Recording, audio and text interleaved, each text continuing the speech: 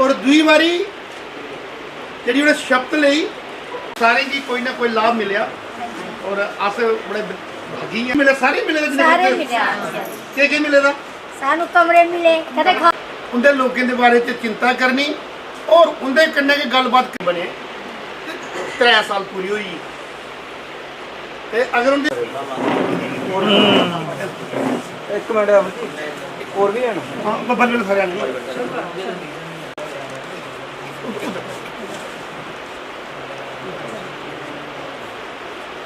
आयो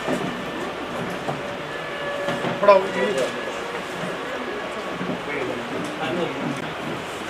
लिंदर सिंह अरे ना बिनी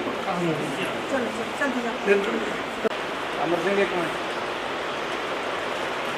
आज आप सबसे वार्ता करने का उपलक्ष्य ये था।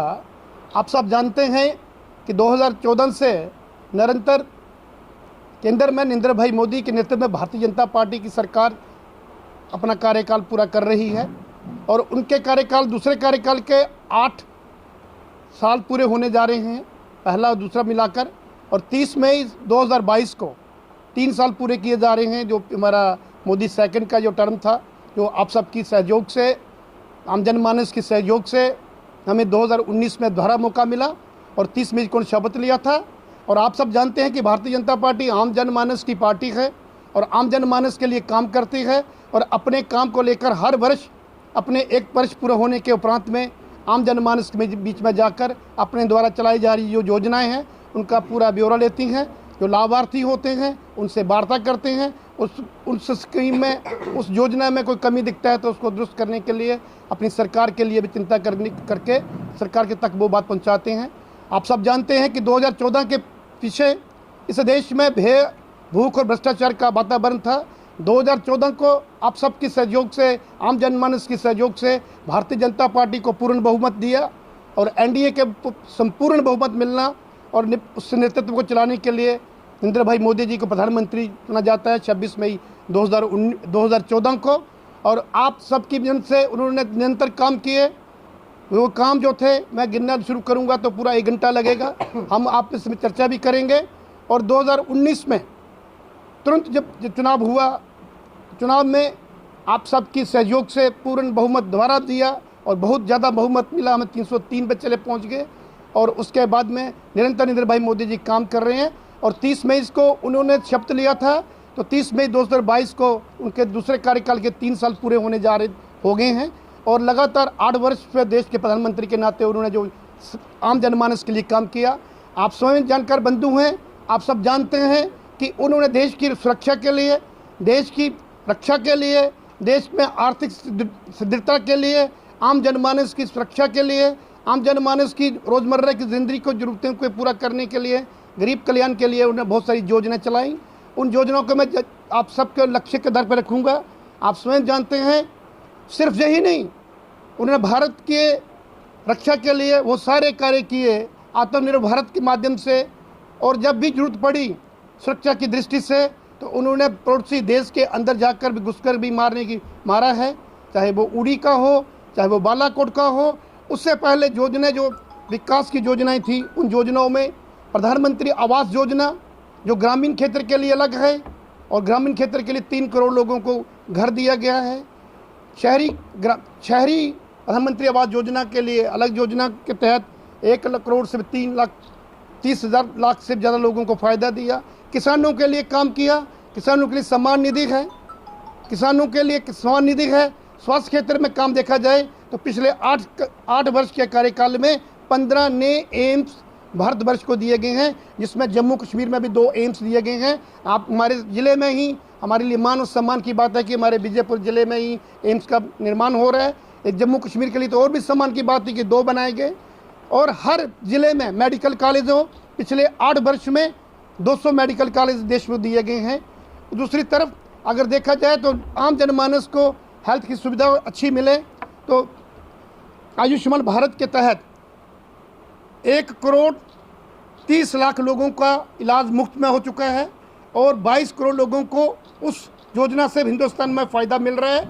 ले सकते हैं। और जम्मू कश्मीर तो वाहिद राज्य था जहाँ पे हर नागरिक, हर परिवार 5 लाख का मुफ्त का बीमा ले सकता है, उसका फ़ायदा ले सकता है। दूसरी तरफ देखा जाए तो जो हमारे सम्मान की विरासत है, सबसे बड़ी कौम जिंदा वही रहती है जो अपनी संस्कृति और अपनी विरासत से जुड़ी रहती है। तो आप सब ने देखा है कि इस देश में 26 दिसंबर के दिन को वीर बाल दिवस के नाम पे मनाया जाएगा। आप सब परिचित हैं गुरु गोविंद सिंह महाराज जी, जिन्होंने खालसा पंथ की स्थापना की, उनके 4 बेटों ने शहादत दी उस जंग में, चमकौर के जंग में।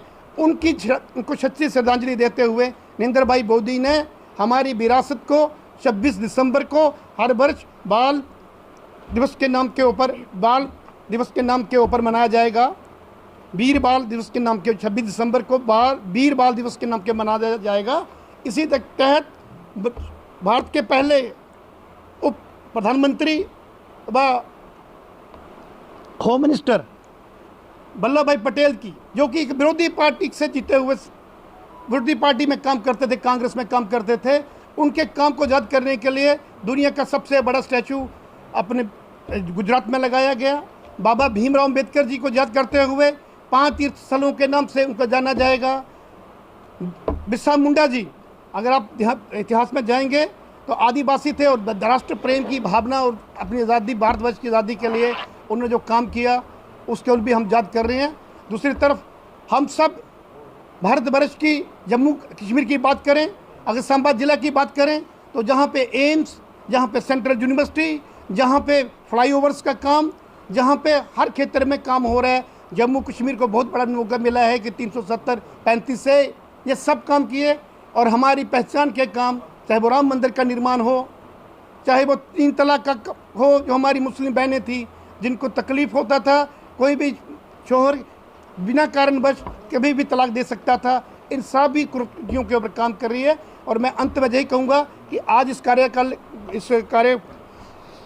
कार्यालय में हमने लाभार्थियों को भी, जो स्वयं अपनी ही प्रेरणा से, जिनको उनको सूचना मिली कि ऐसा काम मोदी जी को याद करने के लिए हम कर रहे हैं, वो स्वयं हमारे कार्यालय में आए और हमने भी अपने से जो बना, हमने उनका सहयोग करने के लिए और आश्वासन दिया कि हम आगे भी भारतवर्ष की सेवा करते रहेंगे। ये पूरा सप्ताह, 15 दिन का जो सप्ताह है, सेवा, सुशासन और गरीब कल्याण के लिए हम ये पूरा पखवाड़ा मनाएंगे। आम जनमानस के घर घर जाएंगे, उनकी तकलीफ को समझेंगे, उनको केंद्र की जो योजनाएं हैं उनमें कोई कमी है न, कि जो लाभार्थी होना चाहिए उसको लाभ नहीं हो सका है, वो सब चीज़ें के लिए हम ग्राउंड जीरो पर जाकर हम उसका पूरा डाटा तैयार करेंगे और अपनी सरकार को और स्वयं उनकी सहायता करने के लिए काम करेंगे। धन्यवाद। भारत माता की जय।